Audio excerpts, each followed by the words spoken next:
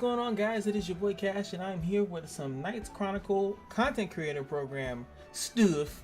Now, what I mean by that, I actually, when this debacle, when the skill enhanced stuff came through, I was like, oh, I wonder who else has been affected by the skill enhanced thing. And what I mean by that, let me show you. I'm gonna go to the beautiful Taryn here, and what I mean by that pretty much is that all of a sudden they actually started with these yellow text and these new things that would happen earlier in your skill enhancement outside of stuff happening at later intervals and things of that nature.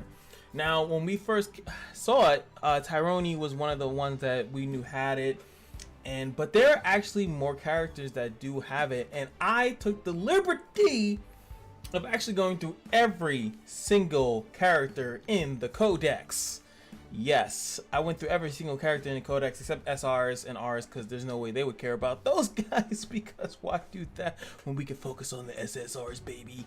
So let's first start with Taryn, because she is here. So as you can see here, once she reaches level 3, her S1 will actually gain penetration damage.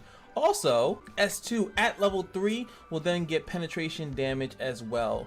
So it took me a while to like find each yellow text, each one that something changes.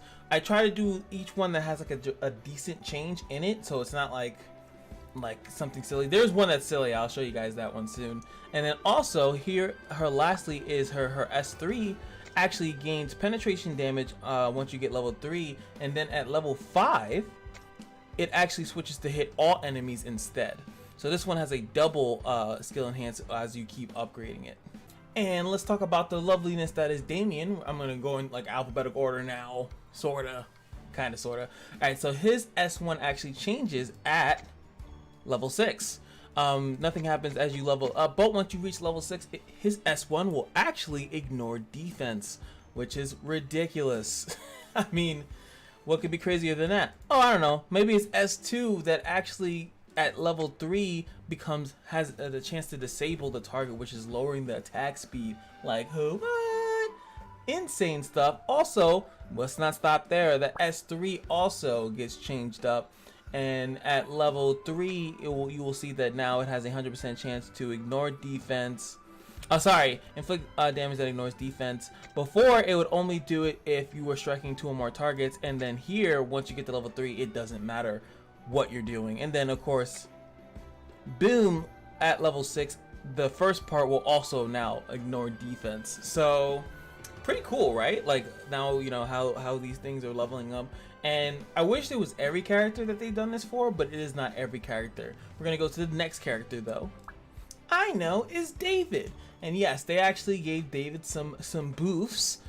So now his S1, once you hit level 6, I don't know why they put this in red, but yes, when you hit level 6, it's a 65% chance to brand for 50%. So his brand becomes a 50% damage increase at level 6. Now I was like, what's the difference here? It just jumps up. Because a brand, oh yeah, okay, so I was kind of confused when I wrote it down, but I was like, it's yellow, write it down. So now his brand is a 50% damage increase when you max out his S1. Pretty interesting that they did that. But that's the big change, that now the brand is a completely different brand when David puts it on. Also, his S2 actually gets changed up a little bit, and it's very difficult to read this, but pretty much the S2, the person that he targets, the person that is targeted by the move has a 70% chance to get casted optical illusion on that target, but you also do damage to the adjacent targets. But when you actually reach level 6 here, you now have a chance to optical illusion the people to the sides. So it becomes ridiculous that not only is it a 100% chance, now you have an 80% chance to actually hit the optical illusion on the characters to the side. I can't talk the English language, Jesus, but really cool. I really think that's amazing that happens. It does suck that it happens at level 6, but you know, what are you gonna do? Next up, we're gonna go into the Dark Knights. Actually, even though Damien got all that crazy stuff, Ashley did not. Funny enough, he did not get any bonuses, but they did give it to your boy Deimos. And this one I was surprised, because I feel like Deimos is not really a talked of character, but they gave the man the buffs of the shadows. They gave him some buffs in the shadows. Let's start off nothing with his S1, but his S2 at level 3 now grants Dark Warriors to an ally and to the adjacent allies to them as well. So and if you guys don't know, Dark Warrior blocks abnormal statuses. So he has a cone AoE, he has a cone abnormal status immunity, which is really good. That's actually puts him online with Rue, and it's almost the same thing now. He has an S2, removes all debuffs only from the single target character, right? And then attack boost to the single target character. But the Dark Warrior now spreads, and at least that's a little bit better. But then at level 6, now you remove all the debuffs from the ally. So then it becomes like Rue, remove all the characters. She doesn't, it's not a heal, but it removes all of them and then gives them a debuff immunity. So pretty good. I think that's obviously nice. I think it would have been nice if the attack went on to everyone too, but you know, can't be greedy. Can't be greedy out here. But the most bizarre thing that I think that was snuck in that they didn't say anything was the S3. As we know that the way that the S3 works is that it heals and gives everyone Veil of Phantasm, but they was like, yo, up the ante. And now he actually revives an ally when he does this. It would be cool if the revive happened first and then you Veil of Phantasm. No, I can't test it out. I actually don't think that I have mine leveled. I would like to actually test that out to see if the revive ally that comes back with little HP has Veil of Phantasm on him, which would be great. But yeah, comes back, and then as you can see, as you level up, the HP now will get higher as you revive him. So pretty good. And I know a lot of people back in the day would definitely level this up first, but now you got contest between the S2 and the S3. Next up is Elizabeth, and it's actually one of the reasons why I did the video, because my boy Ash, if you were watching this video, he actually pointed out that Elizabeth had skill enhancers, and that would brought me to remind me that, oh crap, I said I was gonna check the codex to see every other one. So I remember back in the day I told him, yo, definitely increase this S1. And because the S1 is what increases the debuff duration, and I was like, oh man. But of course the S1 is not the one that they do. Instead, they actually choose to upgrade the S2. On the S2 now at level 3, now it makes this harder to read. Oh man, it just makes it ridiculously harder to read because they added. Actually, it's kind of weird because it took me a while to like, oh, okay, there we go. I have to reread it again. So what happens here is that the S2 normally would only give the Crow Phantom if they had a debuff. So you had to put a debuff on them in order for it to get a Crow Phantom. But once you get to level 3, you no longer have to have that prerequisite. Now you just have the chance to just cast it as regularly before. And then also as you get to level 6, you now have 85% chance to weaken the target for 2 turns if the target is a defense type. So that's ridiculous. So now weaken, I think the only way you was getting that before is if you had Crow Phantom on you and then you counterattack. But now she just has a straight up chance to just do that all together, which is crazy. And of course they buff the ultimate. Now the ultimate automatically will cast the Crow Phantom, 50% chance to remove all buffs. But here, now, you still get all that lovely stuff, right? But you also now have a chance to disable resolve the target. And I was like, oh, that's crazy. As you guys should know, disable resolve is the ability to make her a legitimate nuker that can strip of resolve, which is really good counter, if you guys don't know, to like Verdandia. A lot of people have issues with Verdandia. I hope you have Elizabeth, because now you can actually ruin this bad girl up with some speed and have her ult Verdandia, and she actually might just disable the resolve. But why even bet on that when you could boost it up, and now you have a single target, ignore defense, 80% chance to remove all buffs with Crow Phantoms, and if it kills, you have disable resolve with a 90% chance, which is, I think, definitely higher than Verdandia's if I'm not mistaken. But what's cool about this is that if she happens to not kill them, they have no buffs. Well, they'll very likely have no buffs. They'll have a burst target. So if you're running like a burst squad, this should be a burst rune set. Sorry, I should say that. You actually have a really high chance to kill this target, because it's definitely not going to be able to resolve.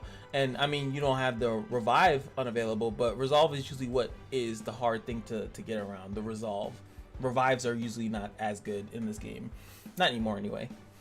But yeah, Elizabeth is a monster now. Jeez us. Next up is going to be the lovely Maya, the queen bee. She actually, brand new, obviously, to the game, but she actually is a little changed here.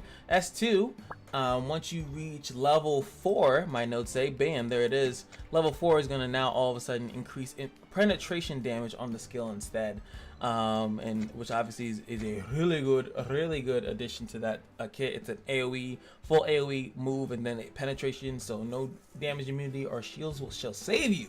The level 3, the S3 also has a dissolve, and then once you hit level 3, it will ignore defense. I don't know, it's like oh wow, now that I think about it, that's just the same thing as Elizabeth. But the difference of Elizabeth and Maya has built-in ridiculous damage. The fact that she can actually start off with the queen bee, and if you guys here it is, the queen bee, it increases your damage dealt by 80% plus a single target ignore defense nuke. You got to get to level at least level 3 to get the ignore defense, but pretty good. And then of course as you get in it. But if you guys don't know, the reason why I'm even doing this video is because if you guys don't know, you know, you will eventually max skill these characters over time. The longer you play these games, they throw SSRs at you. So over time, you will definitely get these. So it's just nice that, you know, you have some things to look at. So like, if you don't really care too much about the S1 of Maya, hey, you know, maybe just start building it into there, because at least you're going to get some type of payoff on 3 or 4. Some of them I did show you at 6, but you know, at least there's something to look forward to. But I ain't done yet. There's more. Aha! We're gonna have Mina in the building, and she's actually, the only thing it seems is that they changed her S3 up at level 3. So what happens here is that 25% chance to stun a target for 1 turn if there are 3 or more Fox Fire Globes, and same thing here. But now at level 3, it just has the chance to stun, and it doesn't matter how many Foxfire Globes that you have, which is really good because obviously she consumes her Foxfire Globes when she dies. So it's just it looks like it's just a nice little, you know, oh well, if you survive long enough to use your ult again, you don't have to worry about how many Foxfires you have to have this stun, which is pretty a high stun chance, especially if you heavily invested into this character. So I think that's a pretty good change. And last but not least, going back to the Emperor's Children, we're gonna go into Arena, the demon lord, the anger of the game. She's actually her lovely S1 here is gonna all of a sudden at level 6 is going to change to a 100% chance to inflict additional damage equal to 80% of attack that ignores defense if they have a debuff. Only once you get to level 6. And of course the S3 also changes once you hit level 6 from all of a sudden kind of the same thing, 100% chance to inflict additional damage that ignores defense if the target has a debuff. Nothing on the S2 pretty much does the same. So like I said, I check every character, but if I happen to miss out an SSR that had some changes, feel free to point it out. But from my list, it is Damien, David, Deimos, Elizabeth, Maya, Mina, Parina, and Taryn are the only characters currently in the game that have these really weird and cool different changes. So I have to ask, were you guys surprised? Was there any character that you guys were like, wow, now I kind of want to like level this character up? Or maybe where there's a character that you didn't know that they got a buff and now you're looking at them like, oh, hey, I leveled that skill up. Let me know in the comment section. I'll definitely be peeping in and out on you guys, and I really appreciate this. And also, let's have a discussion on characters that you would love a little spice on their little pie. I didn't know what dessert or food to put in there, but let me know who you would like to see actually get a little change, a little spice, a little penetration, a little ignore defense, a little revive, a little, you know, cone, AoE. Like, what would you want? Like, what would you want? Let me before I get, let me go on my hero box and do it, because I hate telling people to do stuff that I don't do myself. You know what? I'm gonna have to go back, and this took me a while too actually. I'm gonna go back to Tayo, and I would actually say I would love that if you max out his S3, and maybe you can even put on the S2 that it has the same thing as his actual hot-blooded instincts on his S1. I think that would be cool. It would mean it would boost his damage like crazy. He's not really used anymore because of him being like a negative unit in most dungeons. So it would be a really cool homage to like one of the OG characters. In my opinion, I think that'd be really, really cool. And it took a while for me to think about that. Trust me, I'm gonna edit this. I think that would be cool. Let me know what you guys think and what like crazy stuff that you guys would want. And this is about being, you know, biased. Pretty much look at a character you have and be like, I want this character buffed. I don't give a damn. I don't care if it's busted. You know what I was thinking? Like, first thing I was gonna say is like Cynthia, and they'd be like, yeah, you know, maybe she could just, doesn't matter if she sounds, she always, but that's, you know, that's in her passive, so I can't remember. We're not talking about passives here.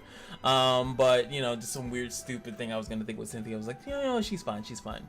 But yeah, what do you guys think? Tell me what you guys think.